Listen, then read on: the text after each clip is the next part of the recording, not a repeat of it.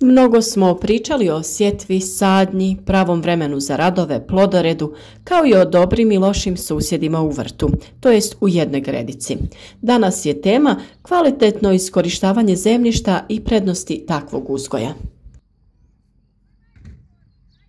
Crveni luk je povrtna vrsta koja se uzgaja u svakom vrtu. Od davnina se koristi kao prehrambena namirnica i ljekovita biljka.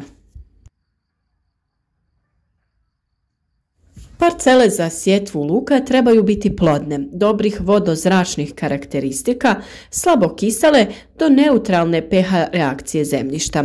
pH vrijednost tla u kojem će se uzgajati luk trebala bi biti između 6 i 7. Prvo što možete uraditi prije sadnje je posuti drvenim pepelom vaše gredice. Pepeo će djelovati kao dezinficirajuće sredstvo, kao zaštita od štetnika, ali i kao gnojivo.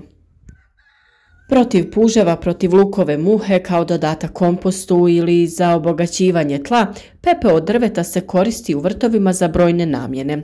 S obzirom na to da je pepeo nastao sagorjevanjem biljaka, on sadrži 13 osnovnih elemenata potrebnih za rast biljaka. Izvrstan je izvor kalcija, kalija i mikroelemenata za vrt. Njegova glavna zadaća u tlu je smanjenje kiselosti sredine, a luku je to prijeko potrebno, jer ne voli kisela tla. Sjetva crvenog luka se obavlja što ranije u proljeće, čim to vremenske prilike dozvole. Rana sjetva pogoduje dobrom rastu biljaka, formiranju glavica i izbjegavanju oboljenja i štetnika koji dovode do smanjenih prinosa i propadanja usjeva. Sjetva se obavlja u februaru, martu ili početkom aprila. Međuredni razmak se kreće od 15 do 25 cm, ovisno o krupnoći glavica sorte koju smo posadili. Razmak u redu je od 7 do 8 cm. Kod uzgoja luka veliki problem predstavljaju korovi. Kod direktne sjetve mogu izrasti i prije luka, pa ga na kraju uguše. Stoga sve dok se biljke ne oblikuju, nasade treba i redovito okopavati i plijeviti. Okopavanje treba obavljati oprezno jer je korijen biljke relativno plitko. Najčešće su dovoljno 2 do 3 okopavanja. Prvo se obavlja odmah nakon nicanja, a drugo okopavanje 2 do 3 sedmice kasnije. Treće se obavlja po potrebi. Sve ovo su savršeni uslovi da zemljište između luka iskoristimo za uzgoj još jedne kulture, a to je salata. Prostor između redova luka je savršen za njen uzgoj, pa je šteta da ostane prazan i da se ne iskoristi. Salata je vrlo rasprostranjena vrsta lisnatog povrća. Uz nju se preporuča sijeti krastavac, grah, grašak, kupus, poriluk, korabu, paradajz, rotkvice i crveni luk. Salata ima kratku vegetaciju, pa ju je moguće sijati 2 do 3 puta za više berbi. Često se uzgaja i kao međukultura, a iako može podnijeti duži uzgoj na istoj površini, ipak se preporučuje barem jedna predkultura iz neke druge porodice. Pogodno vrijeme za uzgoj na otvorenom je proljeće i jesen, kada temperature nisu visoke. Osnovni preduslov za uzgoj salate na otvorenom je dobro i kvalitetno tlo, bogato humusom i ono koje dobro zadržava vlagu. Kvaliteta tla je kod salate iznimno važna s obzirom da ona ima jako plitak korijen. Salatu možete posijati u prostor između luka, pa je nakon nicanja prorijediti. Također je možete uzgojiti kao presadnicu, pa kada je dovoljno velika, presaditi u redove između luka.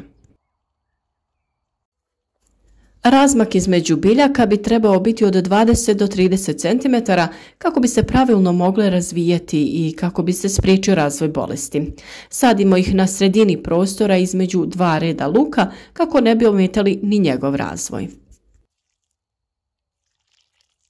Na ovaj način salata će svojim rastom i razvojem održavati umjerenu vlažnost tla i čuvati vlagu oko luka. Tako neće dolaziti do isušivanja zemljišta, te će biljke zajedno mnogo bolje napredovati. A ukoliko salatu budete redovno brali, opet luku ostavljate dovoljno prostora da bude krupan i da se nesmetano razvija. Na isti način se može u jesen saditi luk i salata, samo morate odabrati zimske sorte. Postupak je jednak kao i razmak između biljaka. Na taj način ćete već u proljeće imati povrće spremno za konzumaciju. I luk i salata se mogu uzgajati na taj način tokom zime jer su dosta otporni na hladnoću. U proljeće se, možemo reći, probude i nastave sa razvojem. Već smo nekoliko puta govorili da je vrt potrebno planirati i uvijek je dobro iskoristiti ga na najbolji način. Kombiniranjem povrća koje dozrijeva u različito vrijeme ostvarujete kvalitetno iskorištavanje zemljišta. Kao i salatu, na isti način možete u redove između luka sijeti mrkvu. Ona i luk su savršena kombinacija jer jedno drugom pružaju zaštitu od štetnika. A rotkvica je također dobar izbor jer brzo dostiže zrelost i vadi se iz zemlje, tako da luk i dalje ima dovoljno mjesta. O dobrim i lošim susjedima smo već govorili, ali je to dosta informacija koje je teško sve odjednom usvojiti i pravilno rasporediti biljke. Upravo iz tog razloga smo uradili ovakav video, te ćemo i u narednom periodu govoriti kako smo isplanirali druge biljke i kako to i vi možete učiniti. Naravno, pored svih ovih činjenica o rasporedu i pozitivnom djelovanju dobrih susjeda u vrtu, tu je i estetika, jer će vaš vrt ljepše izgledati ukoliko kombinirate različito povrće, različite veličine i izgleda. Vaš vrt će biti puniji, svježiji i zdraviji.